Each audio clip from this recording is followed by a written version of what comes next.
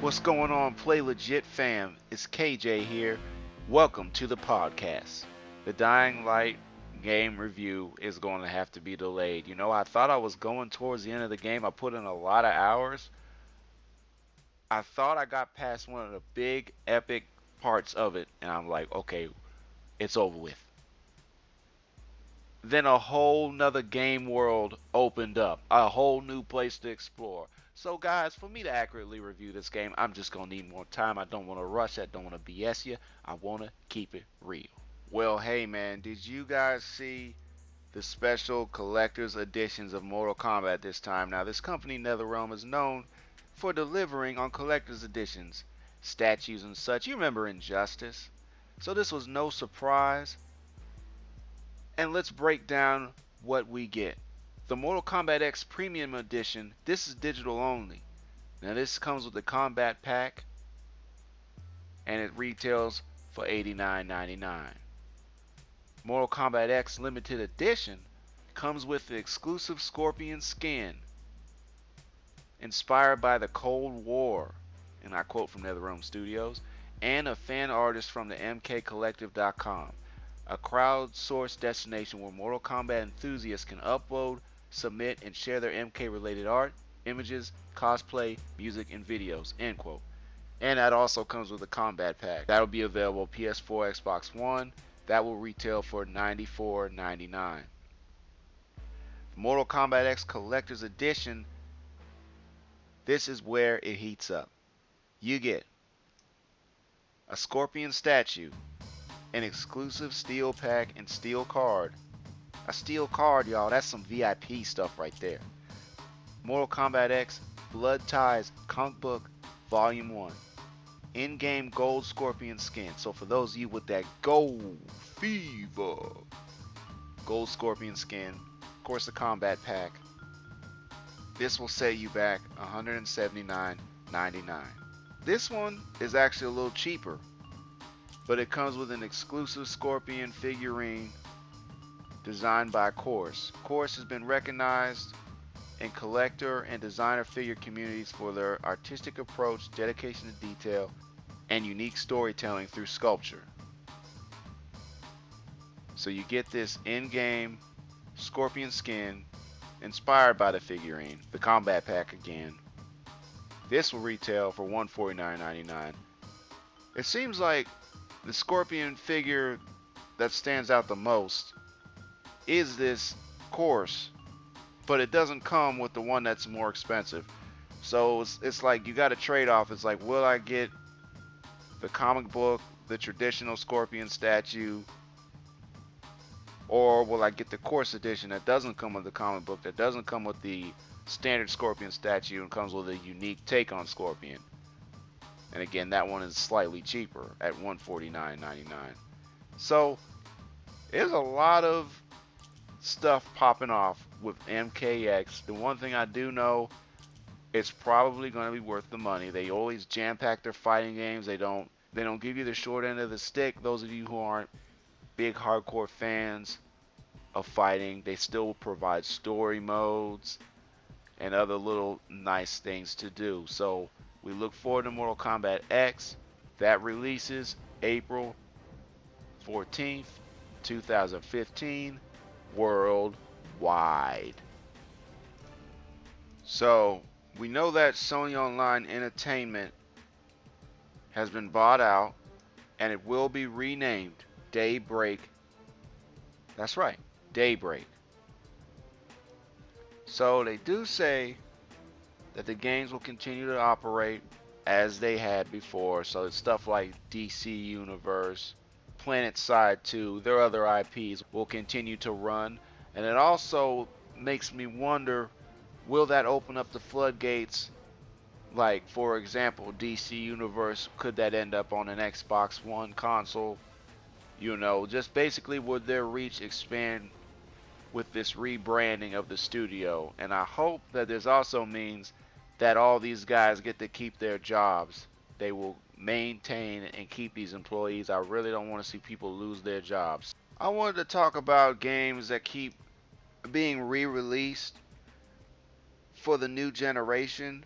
I really think that it is happening way more. I knew it was going to happen because it always does. Every time a new console comes out, you always get games that jump over.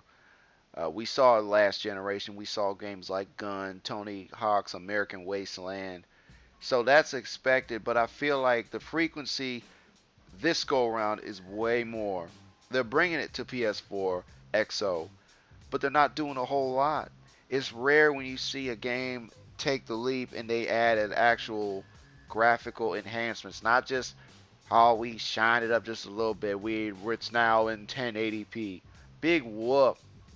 You know, I saw something like Sleeping Dogs, and a lot of cats were saying that the PC game still looked better even when they did the whole re-release. The PC game had always looked better despite that fact. And the thing is, when they're bringing these back, they're still charging the full 60. It's like, well, a lot of people already play this. And I love Sleeping Dogs. I love the martial arts theme. Needs to be more of that going on. It's just not enough of that. Too many shooters. But I will say, it wasn't that hot of a game where it already needed to come back. I guess they're just giving players stuff to do and spend while they wait for the next Batman. You know, things like that. That's why I like diving into the indie titles. I think we should have way more indie games that have been represented. PlayStation is doing a good job of getting indie games out there. I see the Wii U is starting to get some. I think the Xbox One could do a much better job of getting indie games on this current system. But they'll get there. The games will get there. The game I'm looking forward to in the immediate future is The Order. But even more than that would have to be Bloodborne, because it's coming from Software, and we know those boys did the Dark Souls, Demon Souls, and I mean that already should say, hey, buy me. But what I'm seeing with the graphics and just that character looks so awesome, and the creatures that you fight this time just look ferocious. I am looking forward to playing Bloodborne like no business. I mean, don't even talk about it, man. Nintendo is cashing out right now. I will go to the store and I will see just shelves wiped. I might see maybe two or three Peach toys and a Mario sitting up on the rack, but that's about it. Anytime a new set comes out, a new wave, it is completely wiped. Miss Throwback has been collecting all the Amiibos, but even she has had to fight people off. She's had to headbutt a few folks just to get some of these special toys. Nintendo is just doing something crazy with this. What do you guys think about the Amiibos? Do you like the gimmick? Is it smart? I just want to know your personal thought on it.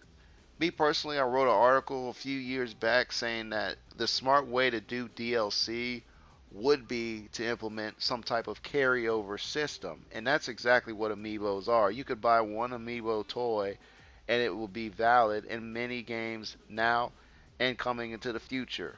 And I think that and that's good business. If you ask me, that's good business, because not only with the Amiibo are you getting a toy that maybe your kid could enjoy and just look at and play with, or something that you could look at just for fun. So that alone, you're getting something cool. But then you're also unlocking special content. It just seems like it adds importance. But at the same time, if you look at it from the business aspect, you might buy a game that you wouldn't have bought prior to Amiibo because you want to see how the Amiibo will function. So that's how Nintendo's cashing out. But at the same time, it goes back to what I said. You want to give them your business because you appreciate that the toy carries through all these games. So it's real tricky how they did it. It's real slick. I wonder if PlayStation's going to do something like that. I wonder if Microsoft is going to jump into it. It's an interesting market. It's a great way to do DLC, great way to push new games, new experiences, in my opinion. But it is a gimmick, okay? It is a gimmick, and I get that. Oh my goodness, did you guys see that episode of Arrow this week, man? You know, season 3 for me, just to me, like the first half of it really wasn't hitting for me like season 2 was, with Deathstroke doing all kinds of damage. But man, like the second half of this season has just been ridiculous, man. I like the way they've been implementing the heroes into the show. It doesn't feel overcrowded at this point.